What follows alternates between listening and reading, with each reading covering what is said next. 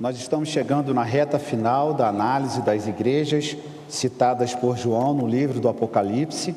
Hoje a penúltima igreja, a igreja de Filadélfia, e no próximo domingo encerramos esta série de mensagens falando sobre a igreja de Laodiceia, a última igreja citada por João a partir da revelação de Jesus Cristo. Abra sua Bíblia, Apocalipse capítulo 3, os versos de 7 a 13, a penúltima igreja, a igreja de Filadélfia. Cidade fundada por Átalo II no segundo século, e ele deu o nome a esta cidade em homenagem ao seu irmão Eumenes, apelidado de Filadelfo.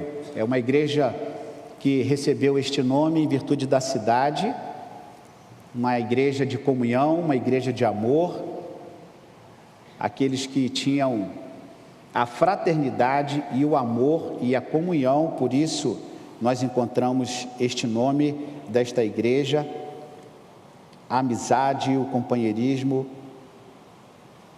ingredientes presentes na igreja que nós vamos analisar nesta manhã. Apocalipse capítulo 3, os versos de 7 a 13, que assim diz: Ao anjo da igreja em Filadélfia escreve: estas coisas diz o santo, o verdadeiro, aquele que tem a chave de Davi, que abre e ninguém fechará, e que fecha e ninguém abrirá. Conheço as tuas obras, eis que tenho posto diante de ti uma porta aberta, a qual ninguém pode fechar, que tens pouca força, entretanto guardaste a minha palavra e não negaste o meu nome. Eis que farei que alguns dos que são da sinagoga de Satanás, desses que a si mesmos se declaram judeus e não são, mas mentem, eis que os farei vir e prostrar-se aos teus pés e conhecer que eu te amei. Porque guardaste a palavra da minha perseverança, também eu te guardarei na hora da provação que há de vir sobre o mundo inteiro para experimentar os que habitam sobre a terra. Venho sem demora. Conserva o que tens, para que ninguém tome a tua coroa. Ao vencedor falo-ei coluna no santuário do meu Deus, e daí jamais sairá. Gravarei também sobre ele o nome do meu Deus, o nome da cidade do meu Deus, a nova Jerusalém, que desce do céu, vindo da parte do meu Deus, e o meu novo nome. Quem tem ouvidos, ouça o que o Espírito diz às igrejas. Abordaremos 4 pontos nesta análise desse texto, desta igreja, a cidade de Filadélfia, alguns pontos para a nossa exegese, os elogios, as exortações que nós não temos e, na conclusão, as aplicações práticas para nós. Importante, irmãos, destacar nesse primeiro momento esta cidade de Filadélfia, uma fundação muito estratégica naquele corredor econômico e cultural que o Império Romano estava dominando, mas não só no Império Romano. É bom que se diga, e sempre repetindo, que estas cidades fundadas, muitas delas foram fundadas num período grego, helenístico, e com a queda do Império Grego, entrando assim o Império Romano, uma nova era de conquista militar, que leva comércio, avança na cultura, avança em muitos pontos, trazendo muito desenvolvimento para as cidades. Nessa mistura religiosa de grego com romano, nós encontramos esta cidade num ponto muito estratégico por ser uma rota comercial e militar de todo o império, que facilitava assim o transporte e a logística, e isto trazia muitos avanços a partir desta estratégia, influenciando a vida social das pessoas, o mundo econômico, e também moldando a igreja, porque eu já disse aqui, em geral, as culturas têm o poder de moldar uma determinada igreja, uma determinada localidade, um determinado grupamento. As cidades, elas influenciam determinadas comunidades. Isso é muito comum, uma igreja assumir a forma de uma localidade, e isso acontece. Esta cidade também, chamada Filadélfia, como eu disse aqui, esta cidade do amor fraternal, ela era uma cidade que possuía constantes terremotos, os terremotos eram frequentes, E é interessante também observar o cultivo de uva, muitas vinícolas, e muitos atribuem ao deus Dionísio, o deus do vinho, como o deus principal desta cidade. E temos também, como em outras cidades, o culto a Zeus, Héstia e outros que eram comuns naquela região. Interessante notar aqui a exegese do texto. Eu quero destacar com os irmãos algumas palavras que o texto nos apresenta. A primeira delas, a chave de Davi. Nós encontramos no verso de número 7, já no início do texto: eis, estas coisas diz o santo verdadeiro, aquele que tem a chave de Davi, que abre e ninguém fechará, e que fecha e ninguém abrirá. Esta palavra chave de Davi é uma palavra, ou é uma frase, vamos dizer assim, em que remete ao rei Davi, que foi o grande rei de Israel, soberano, e Jesus é da linhagem de Davi, rei de Judá. E esta expressão é um símbolo de autoridade real, própria para um rei. E Davi aqui é lembrado por ser este rei destacado lá no Antigo Testamento, e Jesus, como o Messias, também vindo reinar sobre nós, ele também aqui recebe esta chave, que é uma espécie de resposta, uma chave que é uma espécie de direcionamento, uma chave que é uma espécie de oportunidade para a sua igreja, para com o seu povo, diante daquela cultura estabelecida. É, portanto, uma frase que vem desta descendência messiânica, e o profeta Isaías já falava sobre isso, esta chave que o rei possui e que abre e que ninguém fecha, e que traz direcionamento. Nós encontramos aqui uma outra referência que eu quero destacar no texto, que é a porta aberta. Se ele tem a chave que abre, então ele tem uma porta que se abre com esta chave. Vejam uma atitude completa e uma ação completa, soberana de Jesus, sobre alguns pontos principais da fé, e em especial para aquela igreja, que reflete um pouco a cidade daquele tempo. Jesus é o único que possui autoridade absoluta, ele possui a chave, e esta chave que abre exatamente aquela porta, a porta específica que cumpre os seus propósitos, e a chave que abre aquela porta. E é interessante notar que nesse texto também tem um cunho de evangelismo. Essa igreja, ela é uma igreja conhecida também pelo seu fervor missionário, pelo seu fervor evangelístico, porque ela tem a chave que abre a porta para a evangelização. Alguns comentaristas falam a respeito disso, que Jesus, tendo a chave que abre a porta, é a chave que abre a porta para os não-judeus, ou seja, para os gentios, ou para as gentes. E Jesus, inclusive, faz uma referência aos judeus aqui. Nós vamos chegar no próximo ponto, que é exatamente esta sinagoga de Satanás, que faz menção de um grupo de judeus que faziam parte desta igreja e que de alguma maneira estava impedindo a entrada dos não-judeus na comunidade eclesiástica. E aí deixa-me fazer aqui uma observação: quando a Bíblia, ou quando eu faço uma menção aos judeus, nós não estamos fazendo uma menção ao povo judeu estabelecido hoje na terra de Israel. Nós não estamos fazendo uma crítica ao país Israel. Nós estamos trazendo um recorte bíblico num contexto em que a palavra de Deus estava sendo pregada num ambiente romano, na Ásia Menor, com a presença de gregos, com a presença de judeus, com a presença de pessoas de várias regiões do mundo que faziam parte de um mesmo grupamento.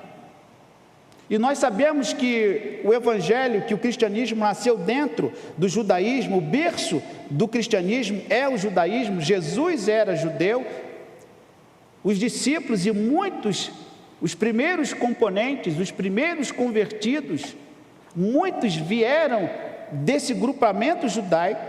Então era comum que as igrejas enfrentassem esse problema. essa visão diferente do judaísmo com o cristianismo. Os irmãos sabem muito bem que um dos problemas graves daquele tempo, um dos problemas que criava muita dificuldade, muita divergência, era o tema da circuncisão. Os judeus, inclusive os convertidos, eles insistiam que os novos crentes fossem circuncidados. E Paulo e outros discípulos vão falar: olha, eles não precisam circuncidar, é o coração que precisa ser circuncidado. E alguns judeus então obrigavam a igreja cristã daquele tempo a serem circuncidados. E os cristãos, seguidores de Cristo, os novos discípulos, eles recusavam esta ideia. E isso criava divergência e muitas outras divergências, como por exemplo alguns ritos, alguns calendários, algumas festas judaicas que os judeus queriam assim implantar e implementar na igreja de Cristo, que gradativamente ela vai apresentando uma outra proposta, que era uma proposta a partir de Cristo. Então isso causava divergência. E quando Jesus aqui tem a chave para abrir a porta para os gentios, a porta para aqueles que não conheciam a Ele e ao seu Evangelho, alguns judeus que ali estavam queriam impedir a presença de alguns crentes naquela comunidade. E é por isso que Jesus fala aqui no verso de número 9, veja comigo: eis que farei alguns dos que são da sinagoga de Satanás, desses que a si mesmos se declaram judeus e não são, mas mentem, eis que os farei vir e prostrar-se aos teus pés e conhecer que eu te amei. O pastor, professor, escritor Hernandes Dias Lopes traz uma frase muito interessante quando ele faz análise desse verso de número 9, ele diz assim: não são os cristãos que iriam se curvar aos judeus, mas os judeus iriam se curvar a Cristo. Não é a igreja que deveria se curvar ao judaísmo, ao contrário, toda língua confessará que Jesus Cristo é o Senhor. Então esta influência e esta presença judaica, e aqui novamente eu falo, não é uma crítica ao povo judeu, nós estamos falando aqui de um grupo muito específico de judeus que faziam parte daquela comunidade cristã, que impediam a presença dos gentios, os não crentes, aqueles que iam se convertendo na presença do Senhor. Este grupamento de judeus naquela comunidade, eles se opunham à admissão de qualquer pessoa que não seguisse os princípios e propostas do judaísmo contido no Antigo Testamento. E é por isso que Jesus diz assim: quem tem a chave sou eu, quem abre a porta sou eu. Aqui há uma questão teológica muito profunda, irmãos, que é exatamente deslocar do âmbito do judaísmo para o cristianismo a salvação em Cristo Jesus. Aqui há um deslocamento da perspectiva da soteriologia, da salvação, que está na pessoa de Cristo. Ele tem a chave, Ele tem a porta e Ele abre. O texto também fala sobre a coluna do santuário de Deus, e é muito interessante observar, está no verso de número 17, quando ele fala sobre o vencedor. Ao vencedor faloei coluna no santuário do meu Deus, e daí jamais sairá. Gravarei também sobre ele o nome do meu Deus, o nome da cidade do meu Deus, a nova Jerusalém que desce do céu, vinda da parte do meu Deus, e o meu novo nome. Interessante perceber isso, irmãos, porque a cidade de Filadélfia, como algumas outras cidades, elas sofriam muitos terremotos. Era muito comum alguns tremores de terra naquela região. E no ano 17 da nossa era, um grande terremoto destruiu completamente a cidade de Filadélfia. E o que aconteceu? O Império Romano ajudou, destinou, vamos dizer assim, recursos para a reconstrução daquela cidade, e por um tempo Filadélfia passou a ser chamada de Nova Cesareia, em virtude da gratidão daquele povo para com o Império que injetou recursos para a reconstrução desta cidade. E esta cidade teve novamente o seu nome mudado de Nova Cesareia para Flávia no ano 90, quando o imperador, que tinha um apelido Flávio, ele também mudou o nome de Nova Cesareia para Flávia, porque este era o apelido do imperador, o imperador Vespasiano.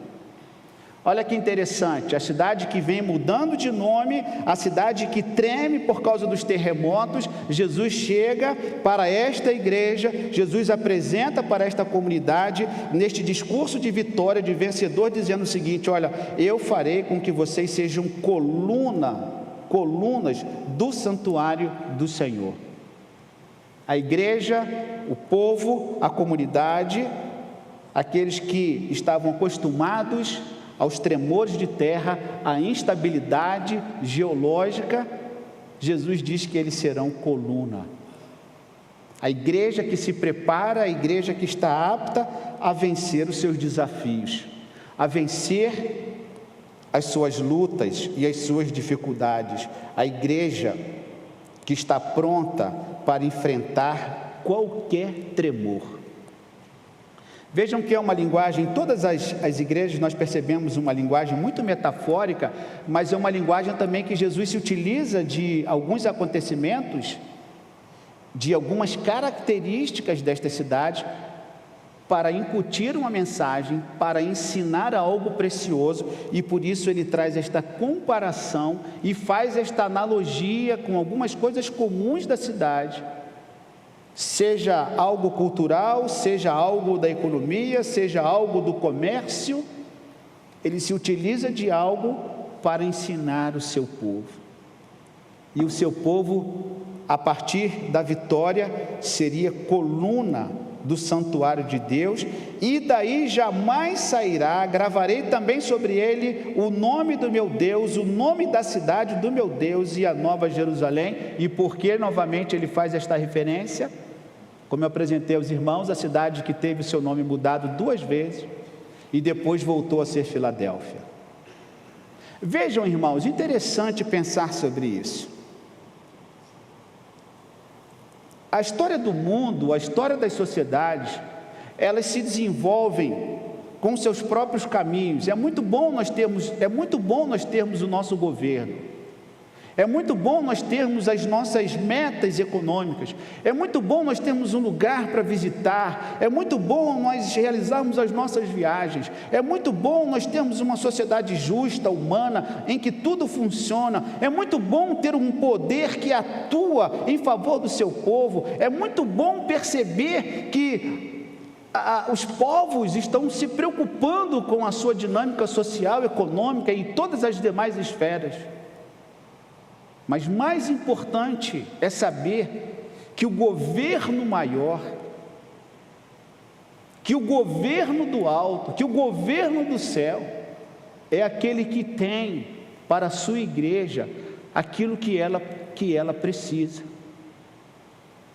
Então, quando a igreja, a cidade, melhor dizendo, quando a cidade tem o seu nome mudado, como um desejo dos seus governantes de agradarem a si mesmo, colocam o nome das cidades, o nome próprio, o nome pessoal, e nós temos isto muito presente em nossa sociedade. Isso é muito comum, não é nenhuma crítica. Mas o Senhor Jesus, nesse texto, ele fala assim: eu vou gravar o seu nome e ninguém vai mudar. A instabilidade do nome daquela cidade, eu fico imaginando a briga política naquele tempo. O imperador diz assim: vou mudar o nome e vai ser agora Nova Cesareia. Eu imagino a confusão que isso deu naquele tempo, mas foi o imperador que disse. E aí vem um outro e diz assim: esta cidade se chamará Flávia porque é o meu apelido, eu vou mudar o nome desta cidade. Perceba a instabilidade desse povo, dessa gente, que talvez não se sentissem à vontade para opinar, porque talvez viesse de uma forma impositiva. Nós não temos na palavra de Deus este tipo de citação, mas nós lemos a respeito disso. E aí vem Jesus e diz assim: olha, não se preocupem, o governo humano não é o meu governo, O meu governo é maior do que todas as coisas, do que todos os governos. Eu vou te dar um nome. Ninguém tira esse nome. Eu vou gravar esse nome. E você receberá um nome que será dado para sempre. Esta é a certeza e a convicção que Jesus dá e traz para uma igreja que vivia em constante mudança com relação à sua identidade. Que especial! Nós temos uma identidade, que é o tema da mensagem de hoje à noite. Falarei sobre a identidade de Cristo. Domingo passado eu falei sobre a nossa identidade e hoje à noite falarei sobre a identidade de Cristo. A identidade dele que se revela a nós, que se expressa em nós. E esse Jesus tem uma identidade e ele diz assim: eu vou te dar um nome. E além de você receber um nome, você vai ser coluna entre o meu povo. Você não se abalará. Esta é a exegese de alguns textos, irmãos, que nós encontramos aqui. E seguindo os elogios que essa igreja recebe. Elogios da igreja para a igreja de Filadélfia. A igreja guardou a palavra, a igreja não negou a fé em Cristo, e eles eram amados por Cristo. Os irmãos sabem que ondas de perseguição aconteceram em todas as igrejas, em todo o império, e as igrejas eram convocadas e alertadas para com as perseguições romanas, principalmente lá depois do segundo século, quando as perseguições se intensificam e o povo era chamado a guardar a palavra de Deus. E Jesus aqui elogia esta igreja, porque esta igreja não negou o seu nome. Verso de número 10: guardaste a palavra da minha perseverança, também eu te guardarei na hora da provação que há de vir sobre o mundo inteiro, para experimentar os que habitam sobre a terra. Se pegássemos esse verso 10 e aplicássemos a nós hoje, é exatamente o que está acontecendo. Os irmãos perceberam esta semana quantos tumultos no mundo inteiro, quantas rebeliões, quantos atos da sociedade civil contra governos, e governos contra governos. Uma verdadeira confusão que vem se instalando gradativamente no mundo. E o verso 10 poderia ser perfeitamente aplicado para nós, mas ele diz assim no verso 11: eu venho sem demora, conserva o que tens, para que ninguém tome a tua coroa. Ou seja, elogios a esta igreja não negou o nome de Cristo, guardou a sua palavra, e por isso eles eram amados pelo Senhor. Exortações. Quais as exortações para esta igreja? Vamos ler todos? Vamos ler as exortações? Podemos ler em voz alta? Está aparecendo ali? Vamos ler as exortações. Não temos. Isso é algo muito maravilhoso também, que eu percebo e que me alegro com isso. Por quê? Porque 2 igrejas das 7, talvez elas se firmassem tanto no alvo, tanto na perseverança, talvez estas igrejas, 2 delas, tenham se colocado tanto desejosas de servir ao Senhor, que o Senhor Jesus diz assim: eu não tenho nada para falar de vocês, vocês são aprovados, vocês estão de parabéns. E parece-me que eu coloquei aí palmas, não é isso? Tem aí essa imagem, eu coloquei palmas.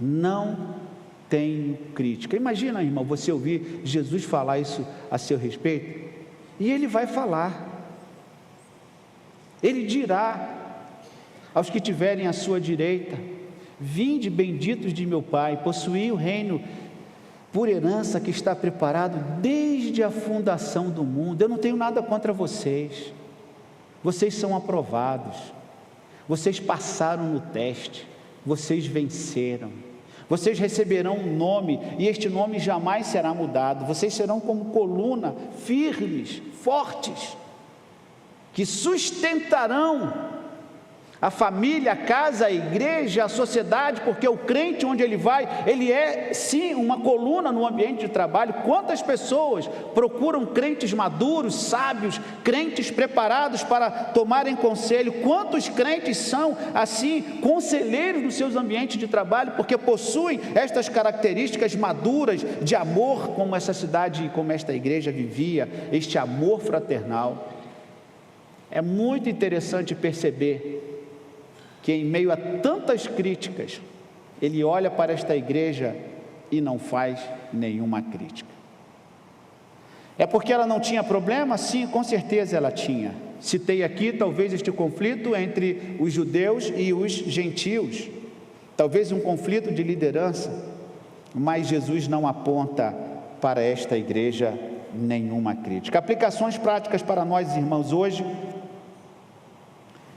guardar a palavra, a importância da palavra de Deus, fortalecer a fé, que é essencial para a fidelidade cristã, fortalecer a fé nos mantém no caminho, crendo no Senhor, mesmo diante das dificuldades, das perseguições, dos tremores, dos problemas geográficos, geológicos, dos problemas políticos, de qualquer ordem, de qualquer natureza. A igreja é chamada à firmeza e à fidelidade na palavra do Senhor.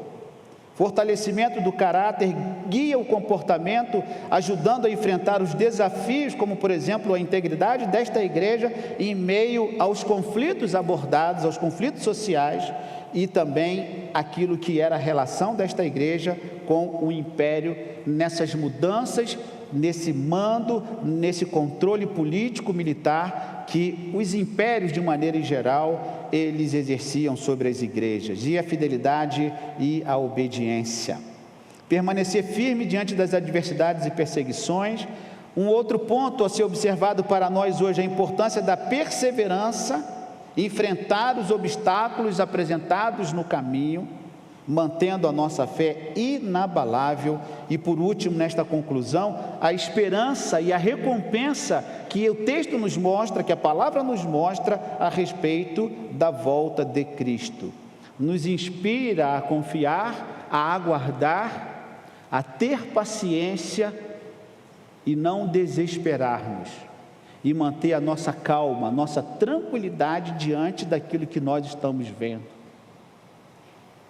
E não abalar a nossa vida emocional, não abalar a nossa vida em casa, mantendo a nossa calma, mantendo a nossa paciência. O mundo está pegando fogo, mas a nossa casa deve queimar pela presença de Deus. Saber separar o que é conflito mundano, o que o mundo está propondo para si como fruto da sua ação. E esse texto nos mostra claramente esta interferência na mudança de nome, a interferência na mudança do nome da cidade, a interferência em algumas ações imperiais para com a cidade, mas Jesus tem a sua interferência para o seu povo. E assim, irmãos, esta igreja nos ensina o caminho da esperança, da confiança no Senhor, da recompensa que Ele trará e dará para aqueles que forem pacientes e perseverarem na fé. Quem tem ouvidos, ouça o que o Espírito diz às igrejas. Próximo domingo, irmãos, nós encerraremos esta sessão das igrejas, a carta à igreja de Laodiceia, que é uma carta bem polêmica, bem problemática, no sentido da advertência do Senhor para com esta igreja, que era a igreja que não era fria nem quente, e por causa disso ela seria vomitada pelo Senhor Jesus. Fica aí o dever de casa, leia sobre esta igreja, pesquise sobre esta cidade, e se Deus permitir, nos encontraremos no próximo domingo pela manhã, abordando esta última igreja, a igreja de Laodiceia. Vamos orar, feche os seus olhos e façamos assim uma oração, agradecendo ao Senhor por esta palavra. Senhor, te agradecemos e louvamos pelo direcionamento, exortação, pelo cuidado que o Senhor tem para com a tua igreja, o teu povo. O Senhor é sábio, o Senhor, ó Pai, é poderoso, o Senhor conhece todas as coisas,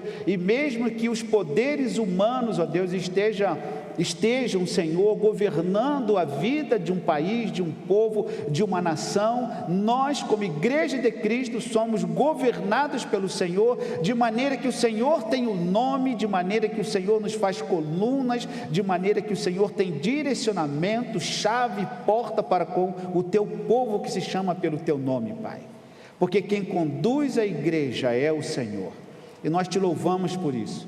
E devemos confiar e descansar nas tuas promessas, nas palavras da tua profecia, que se cumprirão, e algumas já estão se cumprindo, mas que, como povo do Senhor, aguardemos com calma, com paciência, com perseverança, seguindo no teu caminho. Assim, a nossa gratidão, o nosso louvor ao Senhor, é em nome de Jesus. Amém. Irmãos, fiquemos todos de pé, e este hino é um hino maravilhoso, um hino muito próprio. Corajosos, corajosos, é um hino 469 do nosso cantor cristão, muito conhecido. Cante, irmãos, com toda a sua coragem, com todo o seu vigor, sabendo que Jesus tem um novo nome para você.